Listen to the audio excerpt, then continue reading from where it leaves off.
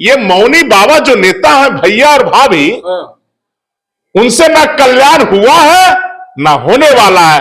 भैया भाभी का खेल खत्म होने जा रहा है और हिसुआ देवर मैं, और वो भी कन्हैया से। मैं नौकरी छोड़ा, शादी विवाह छोड़ा, जनहित के लिए, जनता की आवाज बनने के लिए मैं लाठी खाया, जेल खाया। नवादा के राजनीति के भीष्म पितामह कहे जाने वाले कन्हैया कुमार बादल हमारे साथ हैं और कन्हैया कुमार बादल का एक अलग परिचय होता है कि अगर नवादा में किसी को कोई तकलीफ है, किसी को कोई समस्या है, उसके लिए ये आंदोलन के रूप में जाने जाते हैं, ये एक क्रांतिकारी नेता के रूप में जाने जाते हैं। तो हमारे साथ बातचीत करने के लिए कन्हैया कुमार बादल है और इस बार ये विधानसभा चुनाव में ताल भी ठोकने वाले हैं। क्या इस बार का प्लान है हिसुआ विधानसभा? कन्हैया कुमार बादल किस तरह से दहाड़ेंगे और गरजेंगे? सबसे पहले तो जनादेश न्यूज देखने वाले तमाम दर्शकों के साथ साथ आपको साधुवाद। दहाड़ना तो कन्हैया कुमार बादल नाम ही है, एक कहावत है, एक देहाती कहावत, जस नाम तस गुण। तो कन्हैया का अर्थ तो आप भी जानते होंगे पत्रकार बंधु, उनका जन्म ही एकदम हुआ कन्हैया का क्या है? कल्याण। पर्याय वही है, कन्हैया का अर्थ कल्याण। हिसुआ विधानसभा ही नहीं, जब हम लोग जैसा लोग हिसुआ विधानसभा से नेतृत्व करने और बिहार विधानसभा में पहुंचेगा, मुझे ऐसा लगता है, अंतरात्मा की आवाज आता है कि वो कन्हैया तो विश्व का, लेकिन बिहार का कल्याण जरूर हम जैसा लोग करेंगे। और हिसुआ का तो कल्याण सुनिश्चित है। ये मौनी बाबा जो नेता है भैया और भाभी, उनसे ना कल्याण हुआ है ना होने वाला है। कल्याण अगर होगा तो दहाड़ने वाला कन्हैया जो देवर है, भैया भाभी का खेल खत्म होने जा रहा है और हिसुआ देवर मैं, और वो भी कन्हैया से। अच्छा, तो ये देवर जो है वो सब भाभी के लिए एकदम सुटेबल है क्योंकि शादी भी नहीं किया है।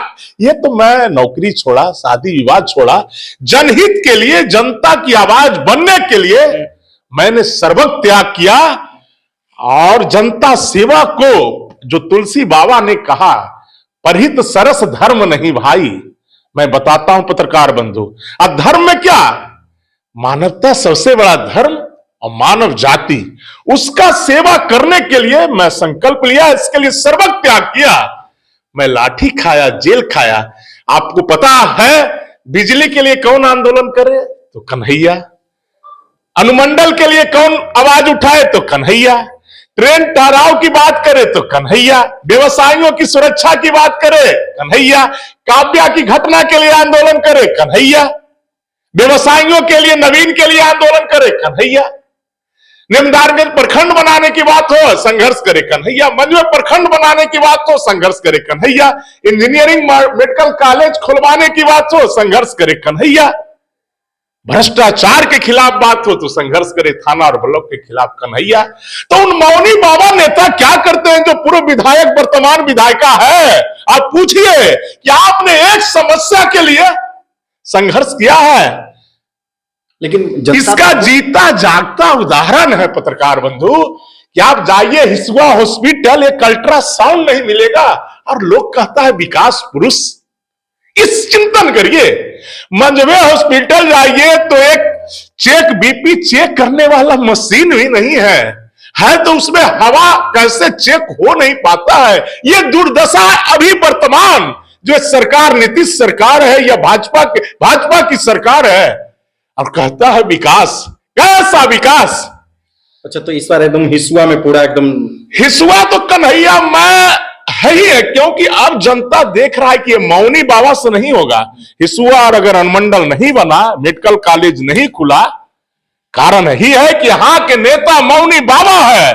जब दहाड़ने वाला, गरजने वाला हाउस पहुंचेगा और जब बिहार विधानसभा में गरजेगा, लगेगा कि 243 विधायक विधानसभा में, कन्हैया वहां जनता का आवाज के लिए पूरे आवाज के साथ आवाज उठा रहा है।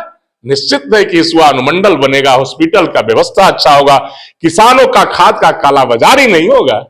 अच्छा, हिसुआ में आपने कई ऐसे नेता को देखा होगा या पूरे नवादा में जो इसी तरह से एकदम सफेद सफेद कुर्ता पहनते होंगे, है ना? लेकिन कोई आंदोलन की अगर बात हो जाए या कोई विरोध प्रदर्शन का बात हो जाए, कोई न्याय मांगने की बात हो जाए, तो हमेशा कन्हैया बादल ही क्यों आगे आता है और लोग कहां छिप जाते हैं, कहां वो चले जाते हैं, भाग जाते हैं? देखिए, उनके जीन में राजनीतिक चरित्र ही नहीं है।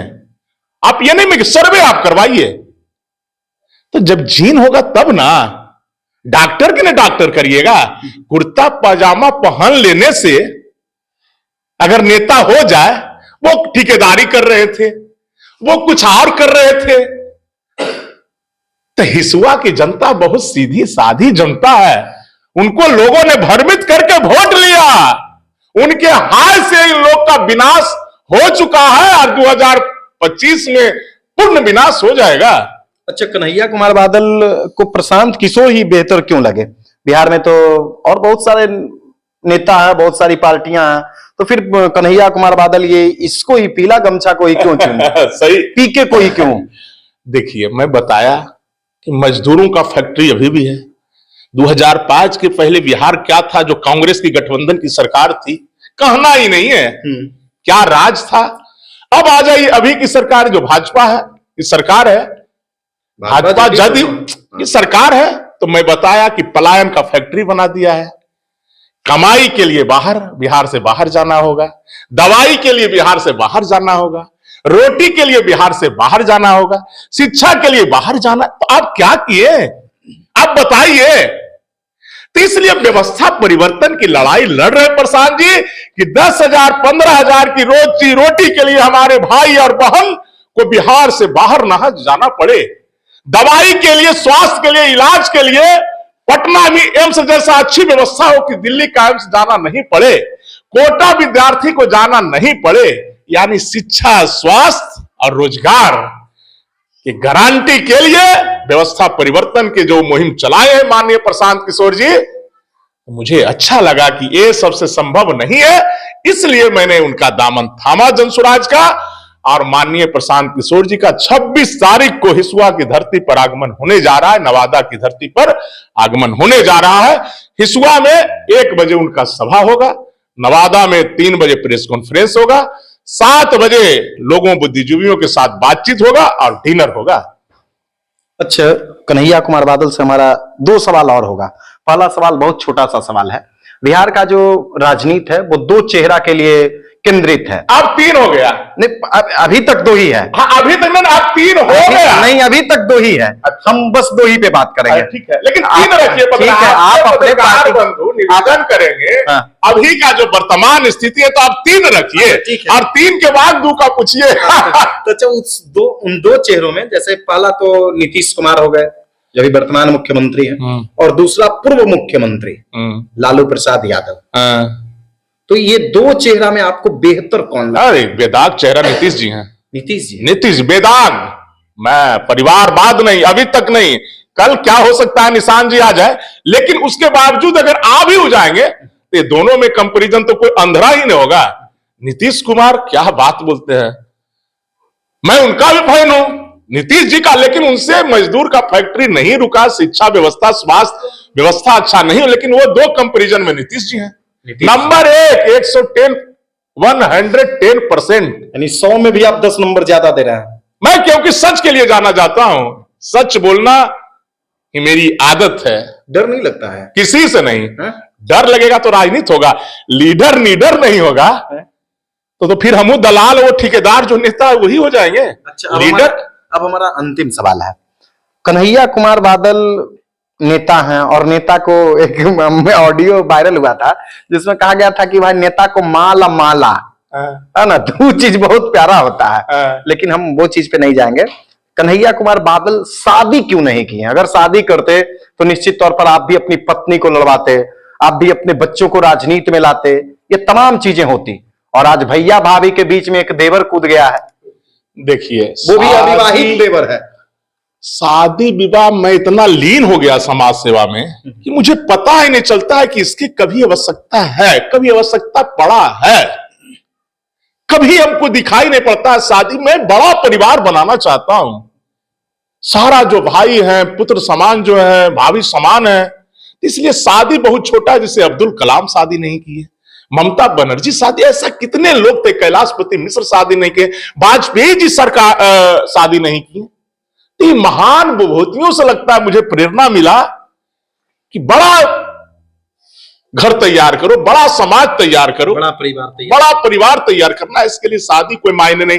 और ये सब भैया भाभी में कोई दम नहीं है, एकदम भैया भाभी में कोई दम ही नहीं है। आप कहते हैं ये सबसे डरना, वो भी ईमानदार नेता हो, कर्तव्यनिष्ठ नेता हो, अध्यात्मवान नेता हो, तब न डरा जा सकता है। ये तो खुद डरते रहता है कि हम क्या चीज में आगे फंस जाएंगे, हम क्या चीज में फंस जाएंगे। जनता पूछेगी अल्ट्रासाउंड क्यों नहीं लगा, हिसुआ हॉस्पिटल में अनुमंडल क्यों नहीं बना, जनता पूछेगी ना पत्रकार महोदय, एकदम पूछेगी। तो इसने किया क्या? ये भैया भाभी सिर्फ अपना आवाज नहीं उठाते हैं, मौनी बाबा है, मौनिया व्रत लिए हैं, इससे बोलते नहीं। नेता का चरित्र ही नहीं है तो फिर कहते हैं नेता का चरित्र जो होगा वो संघर्ष करने वाला होगा। तो इस बार एकदम देवर तैयार है, देवर कन्हैया में हो गया है। जनता ये दोनों से संतुष्ट नहीं है, संतुष्ट जब भी होगा, मुझे ऐसा लग रहा है हमारा नहीं, जनता का प्यार मिल रहा है, भाई बंधु का प्यार मिल रहा है कि कन्हैया तुम कल्याण के लिए संघर्ष करो इस बार विधानसभा के लिए, और हम लोग तैयार हैं। जनता का आदेश मिलेगा, कन्हैया कुमार बादल 225 की लड़ाई लड़ेगा। तो देखिए ये हमारे साथ कन्हैया कुमार बादल हैं जो 2025 में हिसुआ विधानसभा से ताल ठोकने वाले हैं, और साफ तौर पर इनका कहना है कि इस बार भैया और भाभी का नहीं चलने वाला है, बल्कि जो भाभियां हैं वो देवर को स्वीकार करेगी। और इनको हिसुआ की जनता ने कह दिया है कि कन्हैया तुम कल्याण के लिए आओ और हिसुआ के लिए संघर्ष करो। आप लोग कन्हैया कुमार बादल के बारे में क्या कुछ सोचते हैं कमेंट बॉक्स में जरूर बताइएगा, और हिसुआ विधानसभा क्षेत्र में कितना विकास हुआ है, और कन्हैया कुमार बादल के बारे में आप लोग हिसुआ को लेकर के क्या कुछ सोचते हैं कमेंट में जरूर बताइएगा। वीडियो देखने के लिए धन्यवाद।